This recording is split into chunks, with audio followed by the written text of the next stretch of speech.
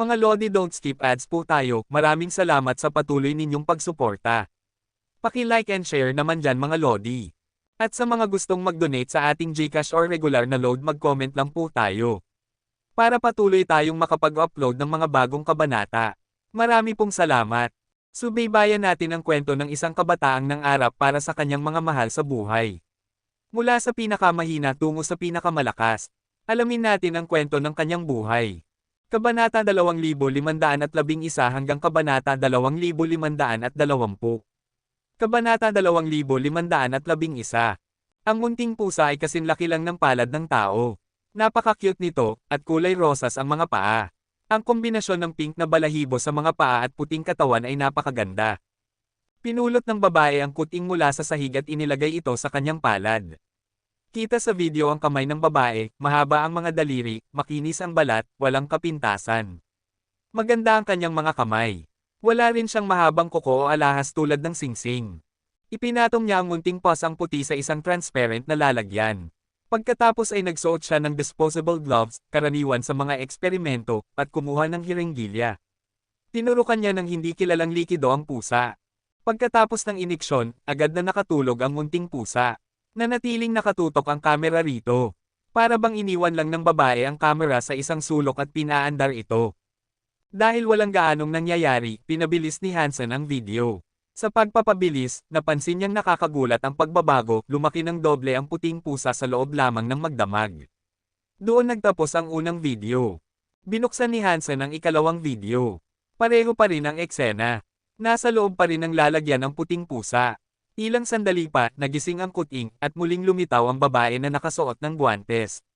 Muli siyang nag-iniksyon sa kuting. Pagkatapos turukon, muling nakatulog ang kuting. Hinaplos ng babae ang ulo nito at malumanay na nagsabi, "Mabuting bata. Kailangan mong magtagumpay. Naniniwala si mama sayo." Iniksyon, tulog, iniksyon, tulog. Paulit-ulit ang siklong ito. At sa loob ng 7 araw, lumaki ang kuting hanggang sa maging kasing laki ng adultong tigre.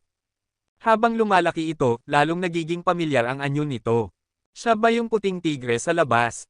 Bulong ni Hansen sa sarili. Pero sa totoo lang, hindi na siya gaanong nagulat. Nagpatuloy ang mga video. Madalas ay tulog ang pusa dahil sa mga iniksyon. Ngunit tuloy-tuloy pa rin ang paglaki nito. Sa huli, mas malaki pa ito kaysa sa tigre na may kabute sa ulo na nasa isla ngayon. Sa ika-23 araw, nadiskubre ng babae na may tumubong maliit na kabute sa ulo ng kuting. Kasing laki lang ito ng munggo. Gulat na sabi ng babae, "Anak, nagtagumpay ka." Pagkatapos yun, lalo pang lumaki ang kuting at ang kabute. Patuloy rin ang mga eksperimento ng babae. Sa ika-37 araw, naging dambuhala na ang pusa. Hindi na kasya sa lalagyan. Habang tulog ito, binuksan ng babae ang lalagyan at tumayo sa tabi ng ulo ng higanting pusa. Parang nag-selfie siya. Kinuha na niya ng video ang sarili niya kasama ang kuting. Ito ang unang beses na nakita ni Hansen ang mukha ng babae.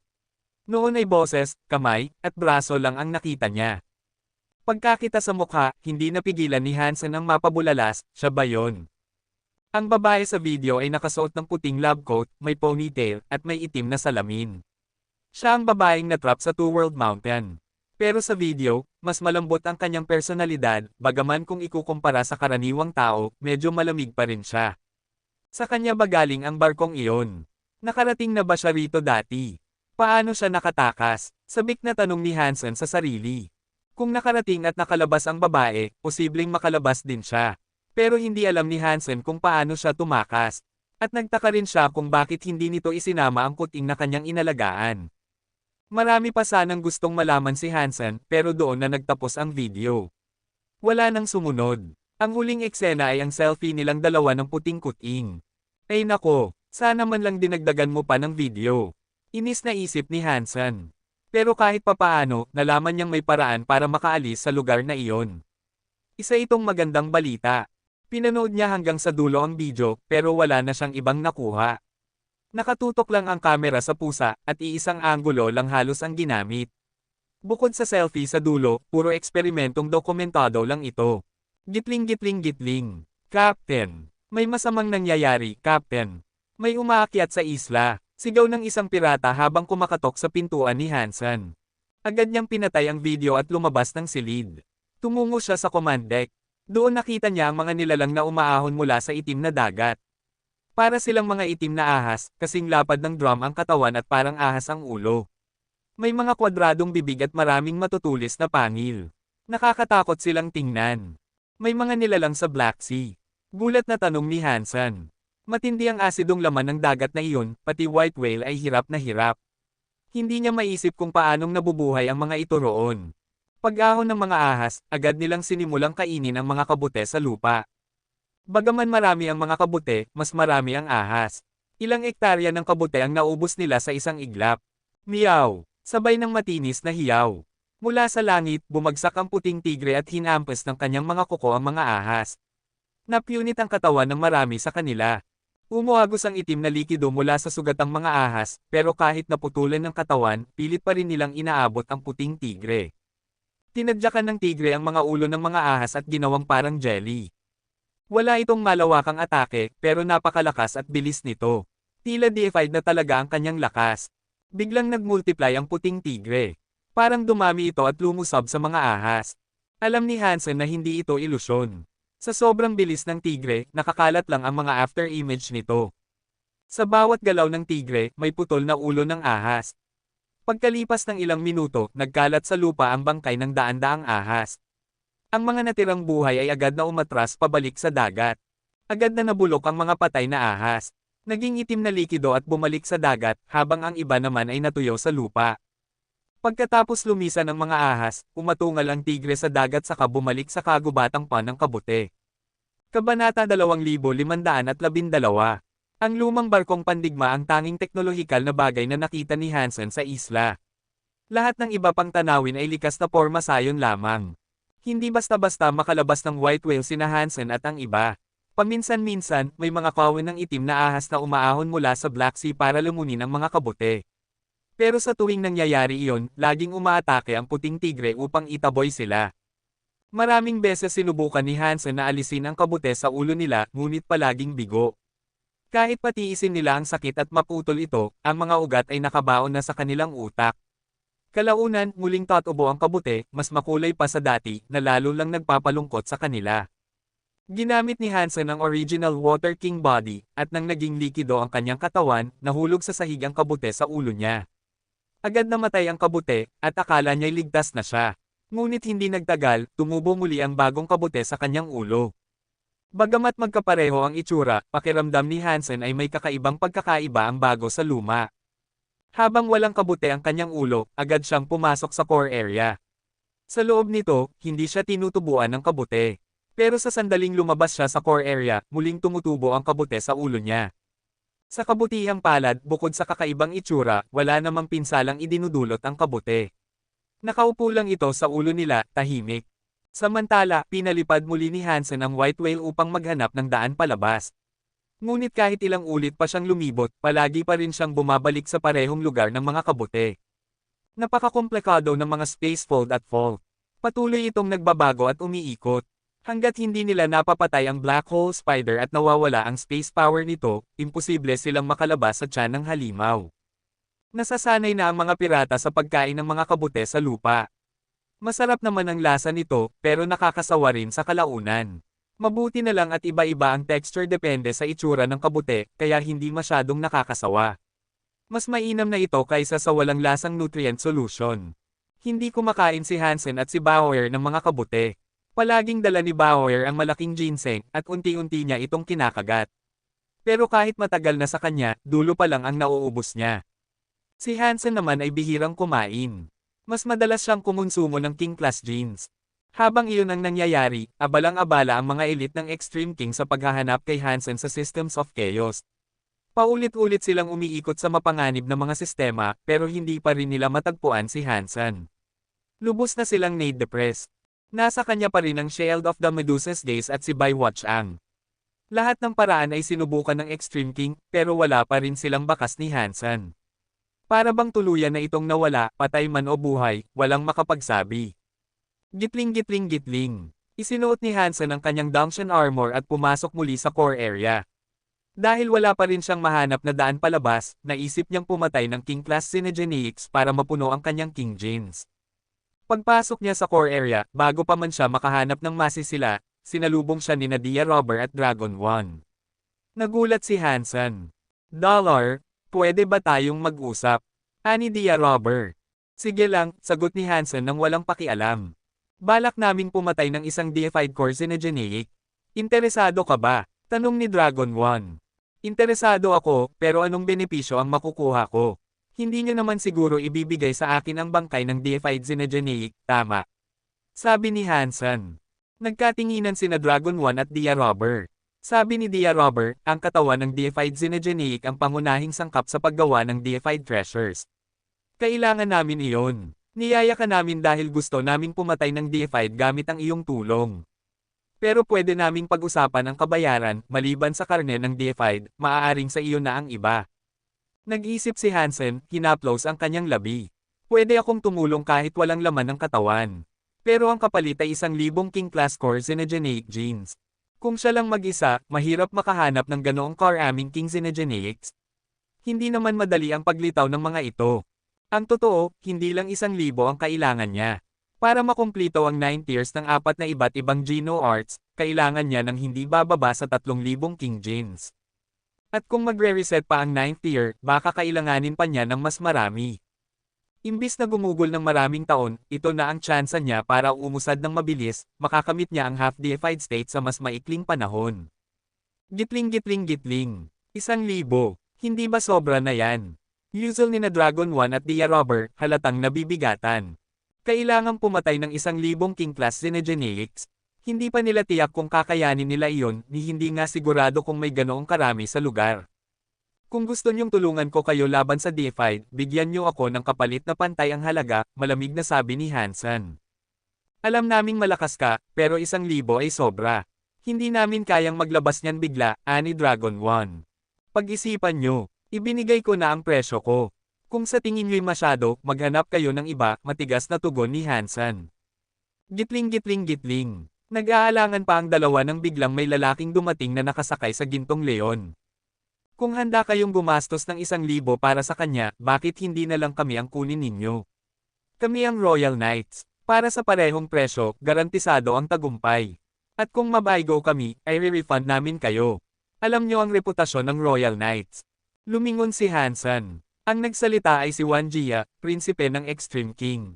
Gitling. Brother Dollar, maaari pa bang pag-usapan ang presyo? Ani Dragon 1, hindi pinansin si Wan Jia. Wala na akong ibababa. Pwede niyong bayaran ako ng 500 ngayon, at 500 kapag tapos na ang laban. Kung mabaygo ako, sa inyo pa rin ang 500, kapalit ng aking pagsubok, sagot ni Hansen. Nag-usap sandali sina Dragon 1 at Dia Robber. Pagkatapos, sinabi ni Dia Robber, sige Dollar. Kukuhanin ka namin. Sumama ka sa base namin para makapaghanda tayo.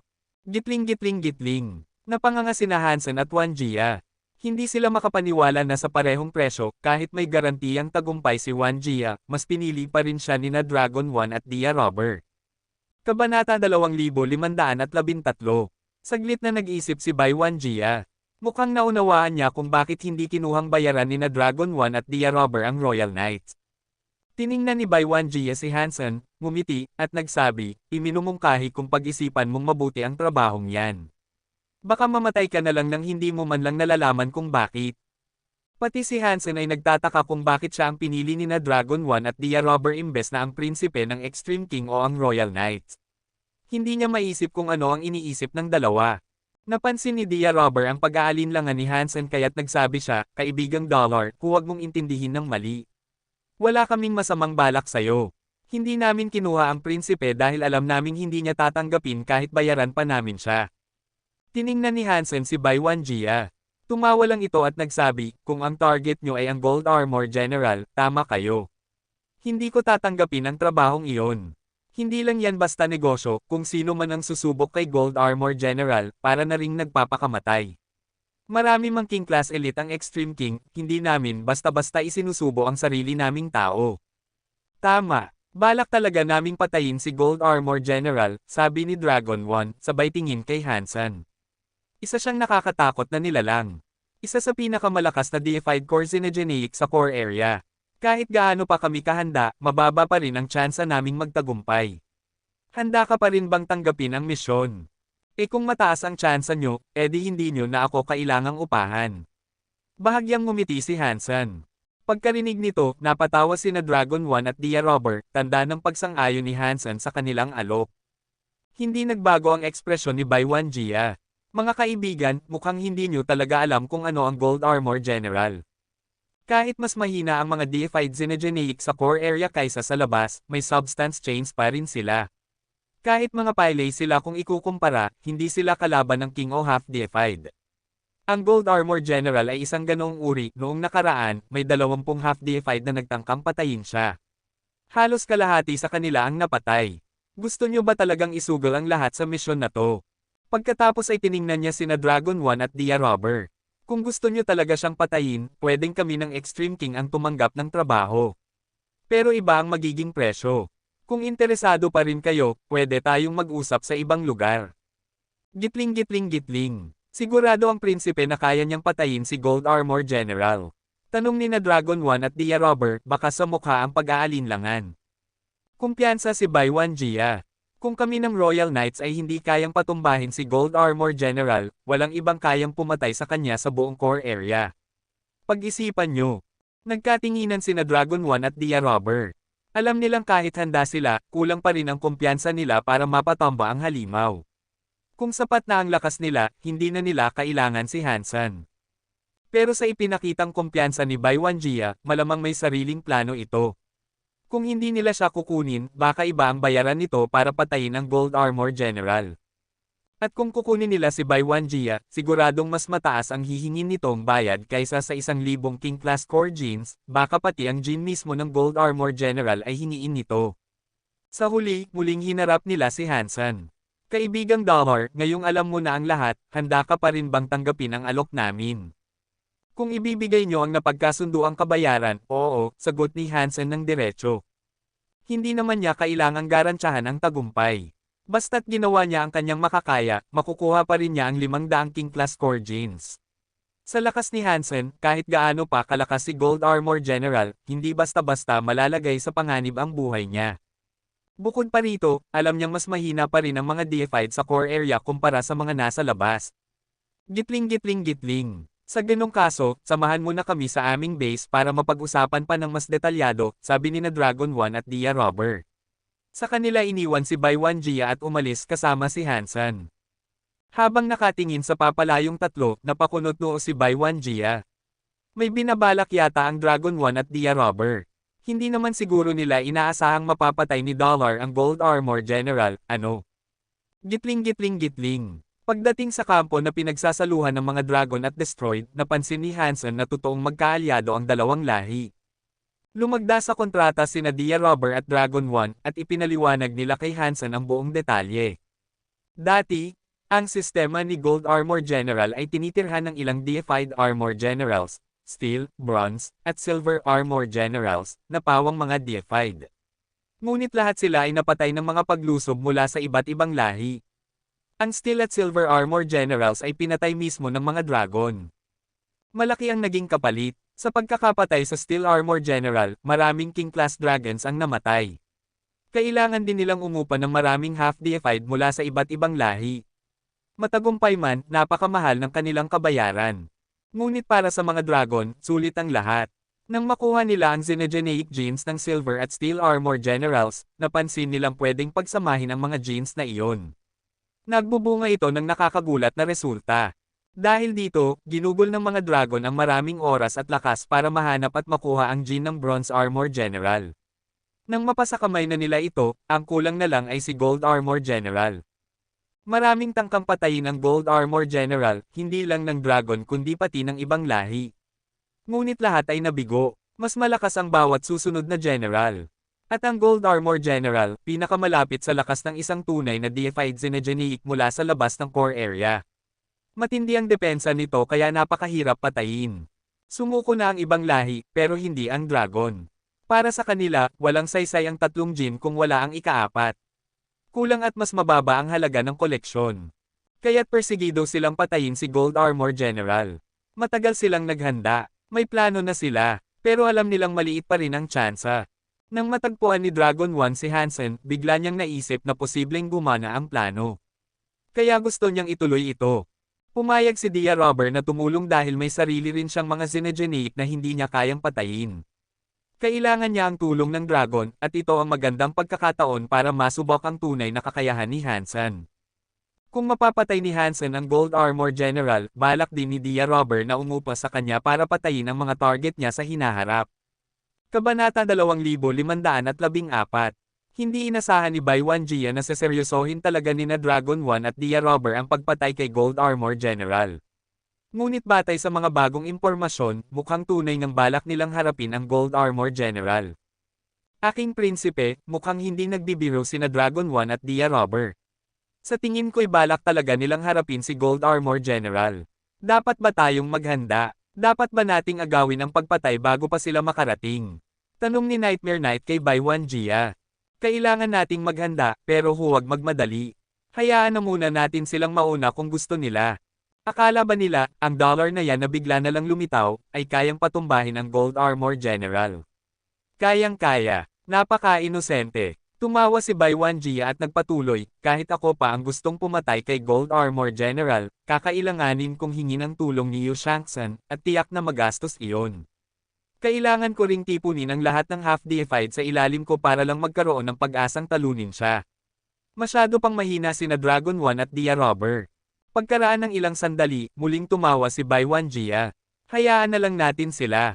Kapag nabigo sila, tayo ang papalit. Makakatipid pa tayo ng pagod. Bakit hindi natin gawin iyon? Alamin natin kung kailan sila aatake sa halimaw. Para alam natin kung kailan manunood ng palabas. Oo, maghahanda na ako, sagot ni Nightmare Knight bago umalis. Sa kampo ng mga dragon at ng destroyed, ipinaliwanag ni na Dragon 1 at Dia Robber ang plano nila kay Hansen para sa pag-atake kay Gold Armor General. Sa lakas namin, kaya naming pigilan si Gold Armor General ng mga 2 hanggang 3 segundo. Sa panahong iyon, kailangan mong gamitin ang dagger na ito para tusukin ang mga mata ni Gold Armor General. Kaunti lang ang oras mo, at iisa lang ang dagger mo. Mahalagang makalapit ka sa kanya at bulagin mo siya. Kapag nabigo ka, mawawala lang lahat ng aming paghahanda. Kaya mo ba ito? Seryosong tanong ni Dragon 1 habang iniabot kay Hansen ang isang nyebe puting dagger.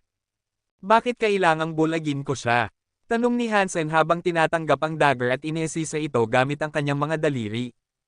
Balot ng gintong baluti ang katawan ni Gold Armor General, paliwanag ni Dragon 1. Sobrang tibay ng depensa niya. Kahit ang pinakamalakas na half-deified ay hindi siya matutusok. Pero mahina siya sa mata dahil walang proteksyong ginto roon. Kristal lang ang panangga. Pero kahit kristal, hindi rin iyon kayang wasakin ng ordinaryong half-deified. Tanging ang Dragon Tattoo Tooth Dagger lang, isang kayamanang deified ng dragon, ang makakabutas roon. Nagpatuloy si Dragon 1, ayon sa mga nakalaban kay Steel Armor General at Silver Armor General, bagaman sila'y deified, hindi gaanong matalas ang pandaman nila. Sa mata lang sila umaasa. Kapag nabulag natin si Gold Armor General, mas madali na siyang labanan. At kapag nabulag na, pwede na nating atakihin ang sugat at patayin siya. Ibig mong sabihin may iba pa kayong sandata para pumatay sa kanya? Tanong ni Hansen habang nakatitig sa Dragon Tattoo Tooth Dagger. Ang dagger ay nyebe puti, kumikislap na parang jade, at may ukit ng nagyayelong dragon sa magkabilang gilid. Napakadetalyado ng disenyo. Habang hawak ni Hansen ang dagger, naramdaman niya ang lamig. Para bang may diwang dragon na sumisigaw sa loob nito. Bagaman hindi ito kabilang sa pinakadakilang deified treasures ng universo, bagay na bagay ito kay Hansen. Hindi kailangan ng lakas para gamitin ito, matalas na ito para buksan ang espasyo. Oo, sapat lang ang dagger na ito para masugitan ang mga mata ni Gold Armor General. Hindi ito sapat para patayin siya. Handa na kami sa bahaging iyon. Ang kailangan mo lang ay bulagin siya. Kahit hindi namin siya mapatay, makukuha mo pa rin ang 1,000 King Class Xenogeneic Genes, sabi ni Dragon 1. Sige, gawin na natin ito, sagot ni Hansen habang tinatago ang dagger. Kapatid Dollar. Pwede mong hawakan ang dagger, pero kayamanan ito ng dragon. Hindi mo ito pwedeng ilayo ng malayo sa amin, sabi ni Dragon 1 na parang naiilang. Hanggat hindi ko pa napapatay si Gold Armor General, hindi ako aalis, sagot ni Hansen. Salamat sa iyong pangunawa, Dollar. Isa pa, tandaan mo ito, kailangang mismong dagger na ito ang tumama sa mata. Hindi gagana ang sword light o iba pang teknik sa mata ng halimaw, sabi ni Dragon 1. Sige, itatandaan ko. Tumango si Hansen habang iniikot ang Dragon Tooth Dagger sa kanyang mga kamay sa maseselang galaw. Hindi kailangang mag-ensayo ni Hansen pagdating sa pagpatay ng mga nilalang. Kahit anong sandata, kaya niyang gamitin. Pero deified creature ang target niya ngayon. Kahit mas mahina ito sa mga deified sa labas, hindi niya pwedeng basta-bastahin. Kailangan niyang maging maingat at nasa pinakamataas na kondisyon. Hindi lang para sa gantimpalang 1,000 King Class Synergeneic Genes kaya niya ito ginagawa. Gusto niyang subukan ang sarili kung kaya ba niyang patayin ang deified Synergeneic at makuha ang Beast Soul nito. Maganda ang mga Synergeneic Treasure pero para sa mga tulad nila na mula sa mga sanctuaries, mas mahalaga ang Beast Souls. Tinutupad ni Hansen ang kanyang pangako na huwag umalis sa base. Araw-araw siyang nagsasanay gamit ang Dragon Tooth Dagger. Natutuwa si Dragon 1 sa nakikita. Para sa kanya, nagpapakita ng respeto si Dollar sa trabahong tinanggap niya. Lumapit si Dragon 3 kay Dragon 1 at sabay silang nanood habang si Hansen ay patuloy sa pagsasanay. Kapatid, sa palagay mo ba magtatagumpay si Dollar? Kailangan niyang makalapit sa Gold Armor General sa maikling oras at bulagin ito. Ni isang Extreme King half-deified ay hindi pa nakagawa niyan. At si Dollar ay King Class pa lang, kapatid, kung gusto mo, pwede kong hingin ang tulong ni Yo Shang-san. Mas tataas ang tsansa natin kapag nandoon siya. Umiling si Dragon 1. Hindi ganoon kadaling umupa kay Yu Shang-san. Kahit ang Extreme King ay kailangang magbayad ng malaki para doon. Malaking kapalit iyon kahit para sa kanila, at tayo pa kaya. Pagkatapos nyon, tumingin si Dragon 1 kay Hansen na patuloy pa rin sa pagsasanay.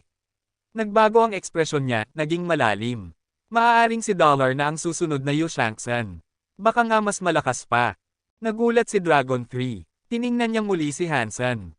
Walang bakas ng biro sa tono ni Dragon 1. Ikinukumpara ni Dragon 1 si Dollar sa dakilang Yu Shang-san at sinasabing baka mas malakas pa ito. Isang napakalaking papuri mula sa isang gaya ni Dragon 1. Sino ba si Yu Shang-san? Siya ang pinaka-nakakatakot na half-deified sa buong universo. Kilala iyon ng lahat. Kahit ang Extreme King ay walang half-deified na kasing lakas niya. Hindi rin naman pantay si Dragon 1 kay Yu Shang-san. Kung nasabi niya iyon tungkol kay Dollar, para na rin niyang inamin na mas mababa siya kaysa rito. Napakahirap isipin para sa isang mapagmataas na nilalang tulad niya. Nakita ni Dragon 1 ang pagkagulat sa mukha ni Dragon 3, kaya siya ay natawa. Ang ibig ko lang sabihin, maaaring mas malakas pa siya kay Yu Shang-san kapag nag-level up na siya. Hindi pa siya ganoon kalakas ngayon. Pero hindi natin kaya umupa kay Yu Shang-san, kaya kay Dollar na lang tayo. Kabanata 2515. Fortune Teller, saan ka na naman tatakbo ngayon? Isang babae ang may hawak na kutsilyo na matatag sa kanyang kamay. Itinutok niya ito sa leeg ng isang matandang lalaki. Ubo, ubo. Ano ba ito? Ibaba mo ang kutsilyo. Matagal na tayong magkaibigan. Mas mabuti sigurong pag-usapan na lang natin ito, mariing sabi ng matanda. Kung hindi ko itututok to sa leeg mo, baka tumakbo ka na naman, mariing sagot ni Yisha. Bakit naman ako tatakbo? Masaya nga ako na makita ka. Bakit ako tatakbo? Pilit ngumiti ang matanda. Dahan-dahan niyang inabot ang kutsilyo, nagbabaka sakaling may tulak palayong ito. Wala nang Saturday. Matagal na kitang hinahanap. Kailangang tuparin mo na ang kasunduan natin, malamig na wika ni Yisha, hindi pa rin inaalis ang kutsilyo sa leeg ng matanda. Unti-unti namang inalis ng matanda ang kanyang kamay. Tungkol pala doon. Sana sinabi mo agad. Matagal ko na yung nalaman pero dahil hindi mo naman ako hinahanap noon, inakala kong hindi mo na kailangan ang impormasyon. Umakto ang matanda na para bang kagigising lang. Nasaan na siya? Ayaw nang magpaliwanag pa ni Yisha. Napakatagal niyang hinanap ang matandang ito, hindi naging madali. Nagmukhang malungkot ang matanda. Matagal ko nang inihula iyon. Matagal na siyang nawala. Nang makita niyang dumilim ang ekspresyon ni Yisha, agad niyang sinabi, pero huwag kang mag-alala. Gagawa ako ng bagong hula ngayon din. Bigyan mo lang ako ng 3 minuto, at ibibigay ko sa iyo ang kinaroroonan ni Dollar. Medyo gaman ang pakiramdam ni Yisha sa narinig. Magsisimula na ako, pero pwede bang itigil mo na ang pagtutok ng kutsilyo? Napakaganda mong babae, pero wala nang lalaking papakasal sa'yo kung ganyan ka palagi, sabi ng matanda habang dahan-daang itinutulak ang kutsilyo palayo. Ngayon, hindi na tumutol si Yisha. Ibinabalik niya ang kutsilyo sa lagayan nito at malamig ang mukhang tumitig muli sa matanda. Mayroon kang 3 minuto. Kung hindi ko malalaman kung nasaan si Dollar sa loob ng 3 minuto, ipapakasal kita. Ha! Ako, gulat na tanong ng matanda, hindi sigurado kung anong ibig sabihin ni Isha. Gagawin kitang manugang ng hari ng impyerno, mariing sabi ni Isha. Napangiwi ang matanda. Itinaas niya ang kamay at nagsimulang magkalkula. Makalipas ang ilang sandali, tumingin siya kay Isha at nagsalita, natalo ako sa postahan. Aaminin ko na, may sagot na ako, pero may dalawang lokasyon akong nakuha. Isa ay kung nasaan si Dollar. Ang isa ay kung nasaan ang estudyante mo. Alam mo ang patakaran. Isang beses lang ako natalo sa'yo, kaya isa lang ang pwede mong piliin. Alin ang mas gusto mong malaman? Buhay pa si Hansen. Kunot noong tanong ni Isha. Buhay pa siya, pero hindi maganda ang kalagayan. Kapag walang pumunta para iligtas siya, baka, hindi na niya tinapos ang sinabi. Umiling siya at napabuntong hininga. Pwede pa ba siyang iligtas? Tanong ni Isha. Pwede, kung ikaw ang pupunta. Tumango ang matanda. Nasaan siya ngayon? Tanong ni Isha. Kuwait, Ginang, totoo bang susubukan ni na Dragon 1 at Dia Robber na patayin si Gold Armor General? Tanong ng isang babaeng mukhang kasambahay na mula sa lahing Kate. Nasa isang barko sila, at kausap niya ang isang babaeng nakasuot ng dilaw. Napakalaki ng inilaan nilang lakas para sa operasyong ito. Hindi ito para lang sa palabas, sagot ng dilaw na babae. Napakaganda at kalmado ng hitsura niya. Bata pa, marahil wala pang 20 taong gulang. Pero matalim ang kanyang mga mata, tila ba nakikita niya ang lahat. Ang Gold Armor General ay halos deified sinagenic na sa labas ng core. Totoo ba talaga na papatayin nila iyon? Narinig ko na kumuha sila ng isang tinatawag na dollar at mataas ang tiwala nila sa kanya. Pero hindi ko maintindihan. Galing lang siya sa isang maliit at hindi kilalang lahi. Oo, nanalo siya sa Marquis bracket ng Geno Being Scroll Fights, pero hanggang doon lang. Siguradong hindi ganoon kaganda ang ebolusyon ng kanyang mga genes. Bakit ba ganoon ang tiwala ni na Dragon 1 at Dia Robber sa kanya? Tanong ng kasambahay, litong-lito pa rin. Tumawa ang babaeng nakadilaw. Kinokolekta nila ang lahat ng lakas na kaya nilang kunin. Ang mga mahal na bagay, kadalasan ay kapaki-pakinabang. Pero hindi natin alam kung tama ang paglalaan nila ng resources. Ginang, hindi ko talaga maintindihan. Sa teritoryo ninyo, pwede kang pumili ng mga henyo mula sa Extreme King. May ilan sa kanila na deified na. Mas madali sana iyon. Bakit mo sila tinatalikuran at pumipili pa ng uod mula sa ibang lahi? Sina Dragon 1 at Dia Robber ay half-deified lang. At kung ikukumpara sa ibang half-deified, mas mahina pa rin sila kaysa sa mga Extreme King. Tama ba? Malaki ang mata ng kasambahay sa tanong. Pumikit sandali ang babaeng nakadilaw at ngumiti. Hindi ko naman sinabing pipiliin ko ang Extreme King. Malakas nga ang dugo nila. Pero sa dami ng taon, parang naabot na nila ang rurok nila. Kahit makatulong sila sa akin ngayon, wala na silang masyadong pag-unlad. Mas gusto ko ang may potensyal pang lumago. Magkakaroon ba ng kaibahan? Hindi ba't pareho lang din ang magiging lakas nila tulad ng Extreme King? Litong tanong ni Little Butterfly. Tumawa ang babae. Para lang yan sa pagbili ng aso. Ang iba, gusto ng asong adulto para bantayan ang hardin. Pero ako, gusto ko ng tuta, ako mismo ang magpapalaki. Mas masaya ang makita silang lumalaki. Parang naintindihan na ni Little Butterfly. Ibig mong sabihin, parang mga tuta sina Dragon 1 at Dia Robber, at ang Extreme King ay mga asong adulto. Parang ganon, muling natawa ang dilaw na babae. Pero hindi lang sila, may ibang lahi rin na pwedeng pumasa. Parang karerang aso, maraming uri, ang kailangan lang ay yung may pinakapotensyal. Sa palagay mo, sino ang mas may potensyal? Si Dragon 1 o si Dia Robber? Tanong ni Little Butterfly. Wala namang masama sa kanila. Hindi sila mas mababa sa mga prinsipe at prinsesa ng Extreme King. Pero hindi sila ang pinakamagaling, buntong hininga ng babae. Sa lahat ng nakita ko, si Yu Shangxun ng Sky Palace pa rin ang pinakamahusay. Magaling din si Lone Bambo, pero malamang may nagmamay-ari na sa kanya. Masama ba yon? Gulat na tanong ni Little Butterfly. Hindi naman. Marami pang henyo sa universo. Kailangan lang ng sapat na oras para mahanap sila. Panoorin muna natin sina Dragon 1 at Dia Robber. Baka may matutunan tayong bago. Kumislap ang mga mata ng babae na parang mga bituin. Tumingin siya sa langit, tila may iniisip, at ngumiti ng banayad. Ang nakalimutang pag-ibig ng very high, malalaki nga ang puso, pero nakakainip sila. Alam ng maraming lahing mataas na naghahanda sina Dragon 1 at Dia Robber para labanan si Gold Armor General. Kaya't bawat kilos nila'y binabantayan. At nang matapos ang paghahanda, sinamahan ni Hansen sina Dragon 1 at Dia Robber sa sistema kung saan naruroon ang Gold Armor General. May dala silang 11 half-deified at 6 na kings. Karamihan sa kanila ay mula sa Dragon o Destroyed. May dalawa lang na mula sa ibang lahi. Bagaman kayang kumuha pa ni na Dragon 1 at Dia Robber ng mas maraming half-deified, hindi na nila ginawa. Hindi sa dami ng bilang nakasalalay ang tagumpay ng misyong ito. Ang tiwala at pagkakaisa ng mga kasali ang pinakamahalaga. Gitling. Kabanata 2516.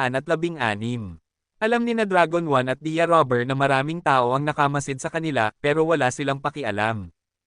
Ang pagpatay sa Gold Armor General ay isang napakalaking ambisyon at nangangailangan ng matinding pagtutulungan. Halos imposibleng panatilihing lihim ang kanilang paghahanda kaya hindi na nila sinubukang itago pa ito. Kapatid na Dollar, ayon sa plano, kami ang haharap kay Gold Armor General. Ang kailangan mo lang gawin ay hintayin ang tamang sandali para umatake. Kailangang eksakto at tama ang tiyempo mo. Kapag nasayang ang pagkakataon, wala nang pangalawang ulit, paalala ni Dragon 1 kay Hansen. Hindi yun sinasabi ni Dragon 1 para inisin siya, malaki lang talaga ang bigat ng misyon. Malaki na ang gastos ng Dragon para sa operasyong ito. At ang 1,000 King Class Xenogeneic Genes na ibinibigay nila kay Hansen ay hindi maliit na bagay. Hindi nila pwedeng sayangin ang lahat ng paghahanda at resources na inilaan nila. Sige, tumango si Hansen. Hindi naman talaga siya mahilig tumanggap ng mga kontrata, pero napakalaki ng kabayarang Xenogeneic Genes dito. Kaya madali lang para sa kanya ang magbigay ng kumpirmasyon para maibsan ang kaba ng mga kausap niya. Gitling. Crown Prince, papunta na sina Dragon 1 at Dia Robber, ulat ni Nightmare Knight habang nakayuko kay Baiwan Jia. Tara, tignan natin kung ano ang kaya nilang gawin. Lumakad si Baiwan Jia patungo sa rehiyon kung nasaan ang Gold Armor General, kasama ang kanyang Royal Knights. Gitling. Ginang, ang dami ng tao rito. Marami akong nakikitang pamilyar na mukha. Isang maliit na barko ang nakaparada sa tabi ng bundok na kahugis ng asteroid. Tumingin sa kalawakan si Little Butterfly, ang kasambahay, at nagsalita. Malaking target ang Gold Armor General. Hindi katakatakang dumayo rito ang mga kings at half-deifieds mula sa iba't ibang dako. Sino ba naman ang ayaw mapunta rito kung sakaling may pagkakataong makalamang? Sagot ng babaeng nakadilaw na walang emosyon ang tinig. Ibig mong sabihin, balak nilang agawin si Gold Armor General kina Dragon 1. Gulat na tanong ni Little Butterfly. Hindi naman sa ganon, pero sigurado akong karamihan sa kanila ay may ganyang iniisip, sagot ng babae. Kumislap ang kanyang mga mata nang pumasok na sa sistema sina Dragon 1 at Dia Robber. Tumingin ang babae kay Dragon 1, tapos kay Dia Robber. At saka huminto ang tingin niya sa isang taong nakasuot ng itim na baluti. Nakatago ang mukha nito. Siya ba si Dollar? Tanong ng babae sa sarili habang nakatitig sa lalaki. Habang nakatutok ang mata niya rito, biglang lumingon ang lalaki at tila tumingin pabalik sa kanya. Nagulat ang babae. Ang lalaking nakasuot ng itim ay sandaling lumingon sa direksyon niya, pero hindi ito tumigil at patuloy na lumipad kasama ng iba. Alam kaya niyang pinapanood ko siya. O nagkataon lang. Napakunot noo ang babae. Tiningnan niya lang si Hansen gamit ang mga mata niya, hindi gumamit ng kahit anong espesyal na kakayahan. Kahit isang deified na nilalang ay hindi dapat kayang maramdaman iyon. Pero tila baga sinadya talaga ng lalaki sa itim na baluti ang tumingin sa kanya. Hindi malaman kung sinadya ba ito o aksidente lang. Baka nag-iisip lang ako ng sobra. Umiling ang babae. Ang katawan at Geno Arts niya ay espesyal. Imposibleng mapansin siya ng iba. Habang lumilipad si Hansen kasama ang iba, nakaramdam siya na parang may nanunood sa kanya. Alam niyang maraming nakatingin sa kanila, pero ang isang titig na iyon ay iba. Kaya napalingon siya. Ang nakita lang niya ay sinturon ng mga asteroid. Alam niyang may nanunood sa kanya mula roon pero hindi naman iyon tila mapanganib. Dahil dito, hindi na siya nag-abala pang magsaliksik pa. Pinagmasdan pa rin siya ng babae habang kunot noo. Kahit gaano pa kahusay ang kanyang paningin, hindi niya matukoy ang lakas ng genes ni Hansen. Nagtaka siya. Interesante ang Dollar na ito.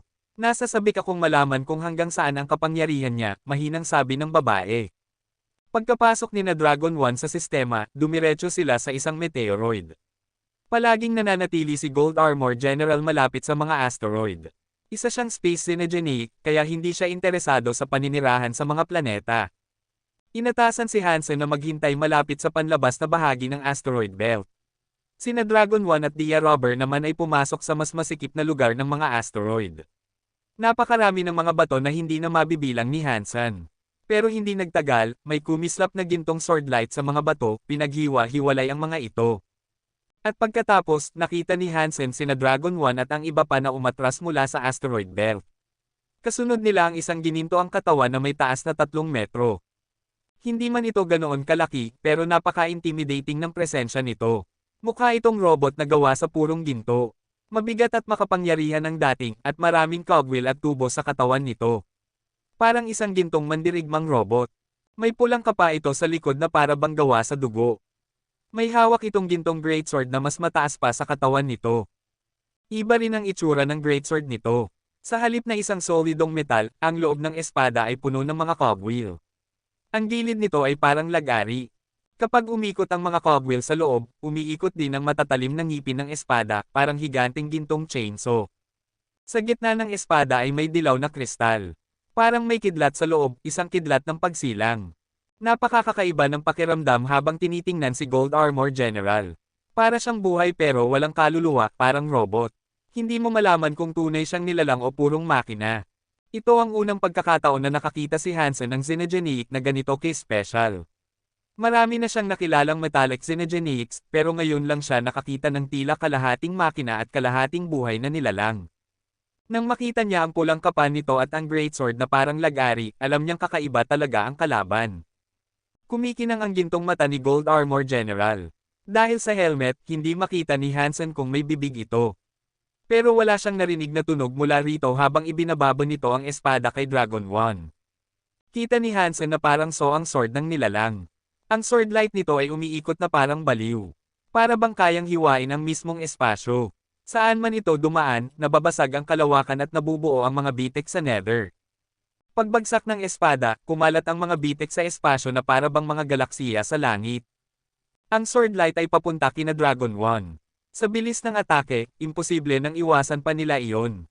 Habang iniisip ni Hansen kung paano sasanggay ni Dragon 1 ang ganoong atake, may half-deified na mula sa destroyed ang nagbukas ng area. Niyakap nito sina Dragon 1 at ang iba, saka biglang naglaho. Sa susunod na segundo, lumitaw sila sa mismong tabi ni Gold Armor General. Group Galaxy Teleport, bulalas ni Hansen sa gulat. Hindi niya akalaing may ganoong talento sa lahing destroyed. Kabanata 2517. Sa wakas, nagsimula na, bulong ni Baiwan Jia habang pinapanood ang mga naglalaban sa kalawakan. Kumislap ang kanyang mga mata sa pananabik. Pagkakita pa lang kay Dragon 1 at Gold Armor General, agad na yumangay ang sword ng Gold Armor General. Kumislap ang swordlight patungo sa kanila. Pang! Tumagos ang swordlight sa kanila, at tila baga nahati sa dalawa ang kanilang mga katawan. Naramdaman ng mga nanunood ang ginaw sa kanilang mga puso. Pero sa susunod na segundo, napagtanto nilang hindi ang totoong katawan ng mga mandirigma ang nahati, kundi ang kanilang mga anino lamang. Nakagalaw na ang tunay na katawan ni Dragon 1. Nasa likuran na sila ng Gold Armor General. Halos kasabay nito, ginamit na nina Dragon 1 at Dia Robber ang kanilang mga area. Mahigit 100 area ang nagsanib-sanib upang protektahan sila laban sa malakas na Gold Armor General. Para silang binalot sa napakakapal na kristal. Kumikinang ang mga mata ni Gold Armor General. Umusad ito at binigwas ang gintong greatsword, at parang basag na salamin ang mga area, naguho ang lahat. Hindi sapat ang proteksyon upang pigilan ang mga atake ni Gold Armor General. Pero dahil mabilis na naghiwa-hiwalay sina Dragon 1, hindi natama ng atake ang lahat. Sa halip, ilang kings lamang sa harapan ang nasapol. Kasabay nito, ang mga kings at half-deified sa likuran ay nag-ipon ng lakas. Lahat ng kanilang sinag ng enerhiya ay tumama sa katawan ni Gold Armor General. Ngunit tila walang balak umiwas ang Gold Armor General. Tinanggap lang niya ang lahat ng atake, at kahit markang paso ay wala. Ang mga kings na nasa harapan ay walang tsansang umiwas. Tinamaan sila ng swordlight pero muli, ang kanilang mga katawan ay naging anino. Nailigtas sila ng isang half-deified na hindi mula sa destroyed o sa dragon. Bagamat tila mabagal ang lahat ng ito, tumagal lang ito ng wala pang 1 segundo. Isa sa mga half-deified doon ay bihasa sa teleportation, at isa pa ay dalubhasa sa clonan. Sa kanilang pagtutulungan, nailigtas nila ang mga kings mula sa kamatayan. Pinalibutan ni na Dragon 1 ang Gold Armor General at pinagtulungan ito. Ngunit tila ba walang bisa ang kanilang mga sandata. Napakatibay ng gintong baluti ng kalaban. Wala silang mabutas. Habang pinapanood ni Hansen mula sa malayo ang labanan, napansin niya ang kakaibang simbolo ng liwanag sa likod ng Gold Armor General. Wala mang epekto ang mga atake ni Dragon One, napansin niyang tuwing tinatamaan ang kalaban, mas lumiwanag ang simbolo. Tinitigan pa ni Hansen ang simbolo at napagtanto niyang ito ay isang kasanayang tulad ng saving money. Sinisipsip ng simbolo ang enerhiya ng mga atake at ginagawang kapangyarihan ng Gold Armor General. Patuloy ang mga elite sa pag-atake at patuloy din sa pagliwanag ang simbolo. Ngunit hindi matukoy ni Hansen kung naaapektuhan na ba ang Gold Armor General. Ilang ulit na binigwas ng Gold Armor General ang espada nito, pero salamat sa mga teleportation at anino, nananatiling ligtas sina Dragon One. Maya-maya, tila nawala ng pasensya ang Gold Armor General. Itinigil nito ang pag-atake gamit ang espada. Sa halip, pinaikot nito ang hawakan ng sandata at itinaas ito. Humandar ang mga cogwheel ng gintong espada, ngunit huminto ang mga ngipin ng Saw sa labas. Sa isang iglap, bumuga ito ng libo-libong swordlight. Parang lambat ng mga sinag ang lumabas, at binalot ang buong kalangitan. Lahat ng nasa ilalim nito ay napire-piraso. Nagkalasog-lasog ang maraming asteroid. Pati isang maliit na planeta ay nadamay. Sina Dragon One ay napasama rin sa saklaw ng lambat. Pero hindi sila natakot. Alam na nilang mangyayari ito. Isang half-deified dragon ang gumalaw agad at gumamit ng area para balutin sina Dragon One. Dama po ang swordnet sa kanila, ngunit muli, naging mga anino ang kanilang katawan. Dumaan lang sa kanila ang mga sinag, walang pinsalang natamo. Nang lumampas ang mga swordlight, unti-unting bumalik ang kanilang katawan sa normal. Ngunit ang half-deified na gumamit ng area ay mapatla. May bahid ng dugo sa kanyang labi. Mukhang napagod at nasugatan siya dahil sa ginamit niyang kakayahan. Pinilit ni na Dragon One na humaba pa ang oras, kaya muli silang umatake. Ngunit ang liwanag sa likod ni Gold Armor General ay tila maliit ng araw sa tindi ng kislap. Pinagmasdan ng babaeng nakadilaw ang laban at tumango. Nagulat ako. Nakahanap sila ng taong may Group Galaxy Teleport, Mirror Doppelganger, at Ghost Shadow. Sa tulong ng tatlong ito, nasisigurado nilang hindi mamamatay agad sina Dragon One. Talagang handa sila, pero malakas ang konsumo ng mga kapangyarihang ito, kaya hindi ito magtatagal. Mukhang hindi pa rin seryoso si Gold Armor General. Sa tingin ko, 10 minuto ang kaya nilang itagal. Baka wala na pagkatapos noon. Kung ganoon din lang, hindi ba't wala ring saysay? Kahit pa mabuhay sila, kung hindi naman nila mapapatay si Gold Armor General, bakit pa? Tanong ni Little Butterfly. Itinuro ng babaeng nakadilaw ang likod ng Gold Armor General. Kumikinang ang simbolo roon na tila araw. Isa itong kasanayan ng dragon, ang Evil Breaker Spell. Kapag sapat na ang lakas na naipon dito, kahit isang deified ay apektado. Matitigil ang galaw nito kahit saglit. Depende na lang sa dami ng enerhiyang kanilang naipon kung gaano katagal ito titigil. Sa tingin ko, 1 hanggang 2 segundo lang ang epekto. 1 o 2 segundo lang. Anong magagawa nila sa ganong kaikling oras? Kahit may 2 araw pa sila, hindi pa rin nila mababasag ang armor ni Gold Armor General. Hindi pa rin makaintindi si Little Butterfly. Tumingin ang babae kay Hansen. Ipinagkakatiwala siguro ni Dragon One kay Dollar ang huling atake. Kapag tumigil si Gold Armor General, si Dollar ang babanat ng nakamamatay na tira. Kung tama ako, ang daladala niyang sandata ay ang Dragon Tattoo Tooth Dagger, isang deified treasure ng dragon. Kapag ginamit ito ng isang deified, kayang-kaya nitong batasin ang armor. Pagkatapos ay nagpatuloy siya, pero kung king class lang ang gagamit, baka mata lang ang kayang batasin. Sigurado akong mata ang target nila. Pero hindi ako sigurado kung kakayanin ni Dollar. Kahit matusok niya ang mata, hindi pa rin mamatay si Gold Armor General. Sigurado akong may reserve ang plano si Dragon One. Habang sinasabi niya ito, tila ubos na ang lakas ng grupo ni na Dragon One. Mapatla na ang dalawang gumamit ng Galaxy Teleport at Mirror Doppelganger, nanginginig pa ang mga katawan. 10 beses na nilang ginamit ang mga kapangyarihan, at malawak ang sakop ng mga ito. Halos di na sila makakilos. Ang half-deified na gumamit ng Ghost Shadow ang pinakagrabe. Matapos niyang gawing multo sina Dragon One, kinailangan pa rin niyang tanggapin ang epekto ng mga substance chain.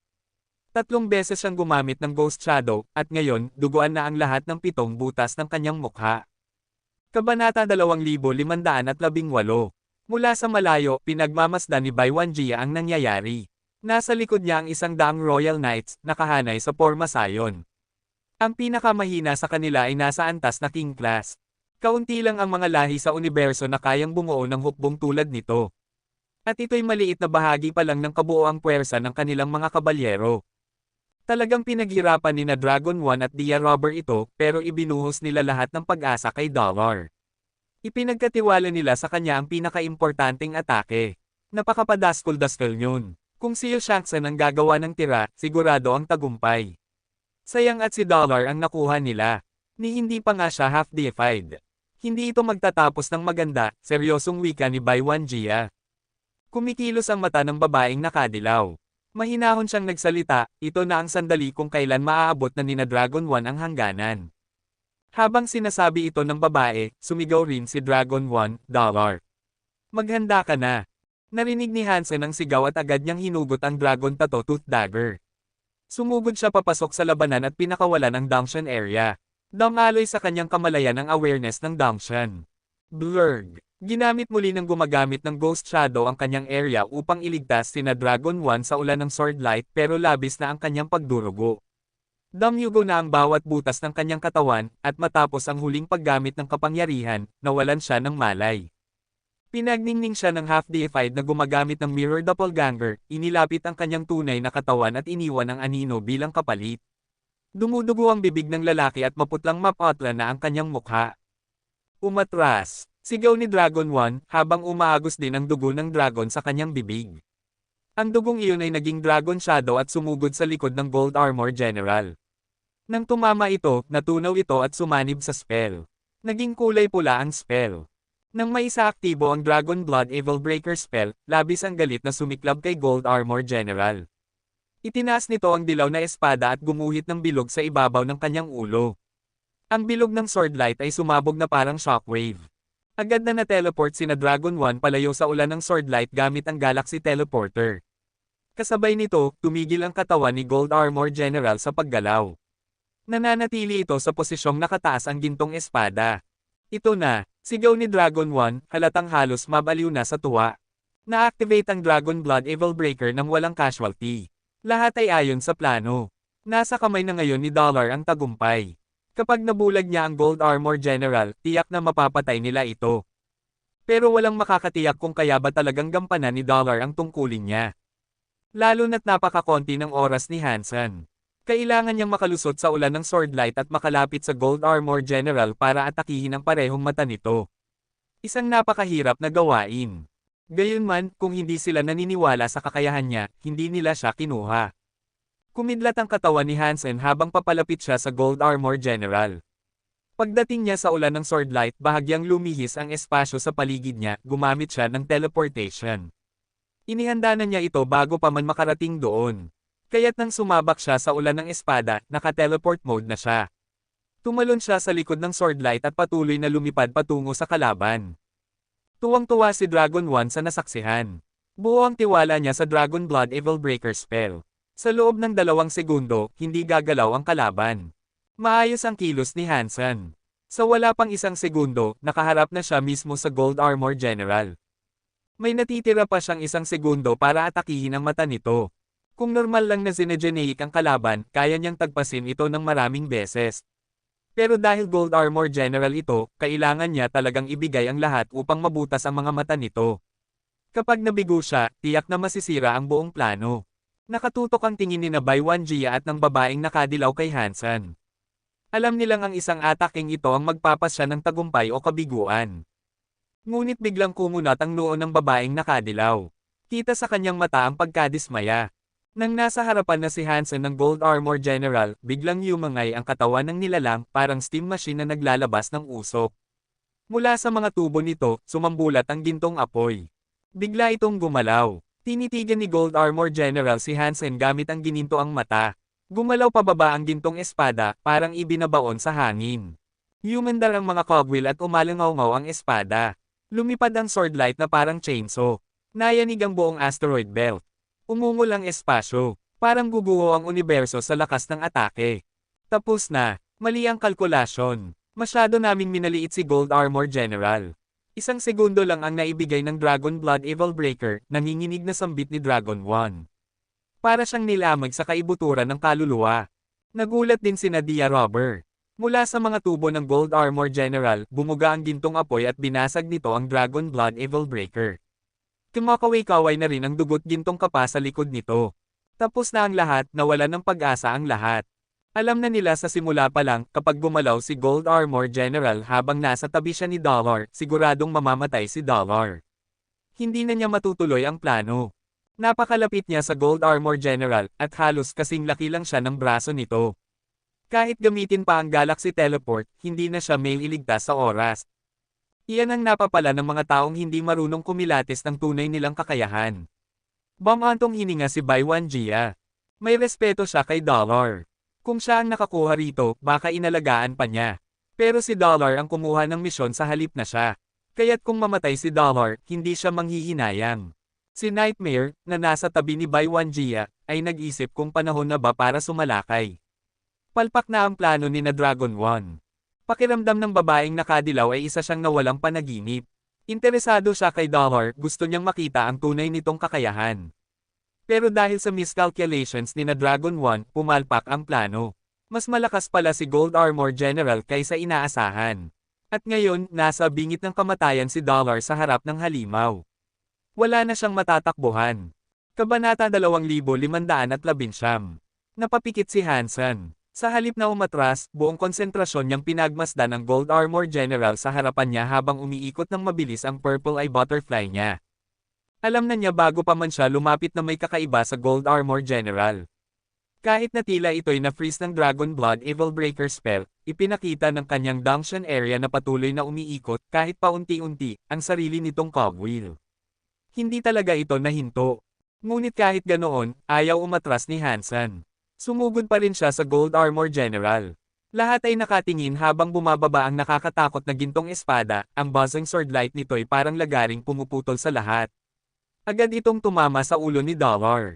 Wala na siyang matatakbuhan. Kahit subukang mag-teleport, sa tansya ng lahat, imposibleng makaligtas si Dollar sa ataking iyon. Mabagal masyado ang teleportation niya. Ngunit hindi balak ni Hansen na umiwas. Nagniningning ang puting liwanag sa kanyang mga mata, at ang katawan niya'y naging anino sa harap ng lahat. Para siyang Diyos na nakabitin sa kalawakan. Ang kapangyarihan ng gintong espada ay sapat upang hatiin ang planeta, pero nang tumama ito kay Hansen, para lang itong dumaan sa wala. Para bang hindi totoo ang katawan niya. Isa lamang siyang anino. Anino ba yun o doppelganger? Gulat na tanong ng mga nanonood. Pero isang segundo pa ang lumipas, at lalo pang namangha ang lahat. Dumaan man ang gintong espada sa katawan ni Dollar, patuloy pa rin itong gumalaw, hawak pa rin ang Dragon Tattoo Tooth Dagger at inundayan nito ang kaliwang mata ng Gold Armor General. Nagliwanag ang punyal. Tumagos ito sa kristal na pananggalang ng mata at bumaon sa eyeball. Umagos ang gintong dugo palabas. Hindi makapaniwala ang lahat sa nasaksihan nila. Imposible, kung anino lang o doppelganger iyon, hindi niya magagawang umatake. Lalo na sa ganitong lakas, ani Baiwan Jia, manghang-mangha rin. Napatitig ang babaeng nakadilaw. Mahinang bulong niya, parang Ghost King body ng Extreme King, pero iba. Anong uri ng kapangyarihan ito? Napatigil rin sa pagkilos ang dalawang half-deified na gumagamit ng Mirror Doppelganger at Ghost Shadow. Alam nilang hindi ito pareho ng sa kanila. Kung hindi tunay ang katawan ni Hansen, hindi niya magagamit ang Dragon Tattoo Tooth Dagger upang batasin ang mata ng Gold Armor General. At kung ito ang tunay na katawan ni Hansen, nangangahulugan iyon na hindi tumatama ang kapangyarihan ng Gold Armor General sa kanya. Nakakagulat iyon. Si Dragon One ay napanganga sa pagkagulat at tuwa. Akala nila'y tuluyan ng pumalpak ang plano. Ang 500 King Class Synergenetic Gems at perang ginastos niya upang makuha ang tulong ng iba't ibang lahi ay parang mawawala na lang. Pero biglang bumaliktad ang lahat. Si Dollar, si Hansen, ay mag-isang humarap sa Gold Armor General at nabulag ang isa nitong mata. At higit pa roon, ligtas pa rin siya. Ang taong ito, napakadelikado, bulong ni Dia Robert, habang matalim na nakatitig kay Hansen. Umuungal sa galit ang Gold Armor General. Habang umuungol, bumubuga ng gintong apoy ang mga tubo sa katawan nito. Pabaliw-baliw na nitong iwinawasiwas ang lagaring espada, gustong patayin si Hansen. Ngunit nanatiling nakatayo si Hansen. Wala siyang iniwasan. Sa bawat hampas ng espada na dumadaan sa kanya, iniunday niya ang punyal patungo sa kabila pang mata ng Gold Armor General. Kahit yumanig at magkalamat ang espasyo, nanatiling buo ang katawan ni Hansen. Tumagos ang Dragon Tattoo Tooth Dagger sa isa pang mata ng Gold Armor General. Nagulat ang lahat habang pinanunod ang Gold Armor General na para bang nawala ng kontrol. Winuwasak nito ang mga planeta sa paligid pero hindi pa rin nito matamaan si Hansen. Nakatayo si Dollar sa harap nito tulad ng isang Diyos. Parang immune siya sa lahat ng pag-atake ng Gold Armor General. Paulit-ulit niyang sinaksak ang mga mata nito hanggang sa damyugo, at pati ang likido ng utak nito ay nagsimulang lumabas. Walang makapaniwala. Isang king class lang ang pumapatay sa isang deified Xenogeneic sa harap nila. Galit na galit ang Gold Armor General pero wala itong magawa. Sigaw ito ng sigaw habang pinakakawala ng mga kapangyarihan nito, ngunit para kay Dollar, lahat ng iyon ay parang walang saysay. Ang bawat saksak ni Hansen ay kalmado, tila ba hindi niya sinasaksak ang isang deified kundi isang pirasong baboy. Sa harap ng eksena, halos hindi na makapaniwala si Dragon 1 sa kanyang nakikita. Halos makalimutan niya ang kanyang tungkulin, ang ibigay ang huling atake matapos mabulag ni Dollar ang kalaban. Hindi naman dahil nalimutan niya ang plano, kundi dahil sobrang nabigla siya. Kung hindi lang dahil bawal ang mga deified sa core area, baka isipin niyang si Dollar ay isang tunay na deified elite na nagtatago lamang ng kanyang kapangyarihan. Hindi lang si Dragon 1 ang natulala. Lahat ay nakatitig na lang, tahimik, habang nangyayari ang di inaasahang tagpo. Pati si Baiwan Jia, prinsipe ng Extreme King, ay napatulala at napanganga. Pati ang babaeng nakadilaw ay nanlaki ang mga mata. Halos hindi siya makapaniwala na ganoon lang saksakin ang Gold Armor General. Wala mang kakayahan si Hansen na patayin ang isang deified Xenogeneic ng mag-isa gamit ang Dragon Tattoo Tooth Dagger, naging posible ito. Mahirap pa rin, pero dahil may malinaw na kahinaan ang kalaban, nagkaroon siya ng magandang pagkakataon. Pagkatapos ng 12 saksak, hindi pa rin patay ang Gold Armor General. Lalo pang lumakas ang presensya nito. Sapat na ba iyon? Tanong ni Hansen, habang lumingon kay Dragon 1. Naparang napabalikwa si Dragon 1. Agad niyang inilabas ang isang item at itinutok ito sa Gold Armor General. Mabilis, lumayo ka na riyan. Okay lang. Sige, atake na, kalmadong sagot ni Hansen. Hindi na nagdalawang isip si Dragon 1. Kung hindi alintana ni Dollar ang mga pag-atake ng kalaban, wala na rin siyang dapat ikabahala. Inactivate ni Dragon 1 ang item. Umalangaw-ngaw ang isang Dragon Roar mula rito, at naging Dragon Shadow ito na sumugod sa Gold Armor General. Pumasok ito sa dagwang butas ng mga mata nito. Boom! Paglabas ng Dragon Shadow mula sa mata ng Gold Armor General, sumabog ito ng matindi. Ang apoy na tila dugo ay bumulwak mula sa mga mata ng halimaw, parang bulkan na sumabog. Lumipad ang pulang apoy patungo kay Hansen. Ngunit dumaan lang ito sa kanya. Hindi siya naapektuhan. Naabot ng atake ang Gold Armor General. Sa lakas ng tama, naging parang putik ang ulo nito. Ngunit kahit ganoon, gumagalaw pa rin ito, umuungol pa rin. Hindi pa rin ito tuluyang napatay.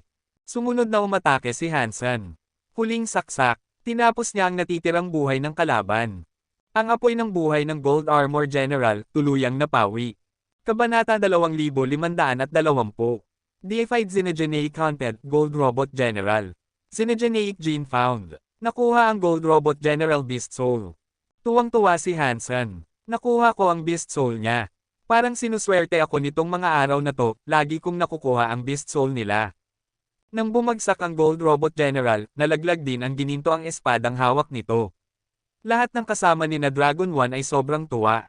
Agad silang nagsitakbo papunta kay Hansen.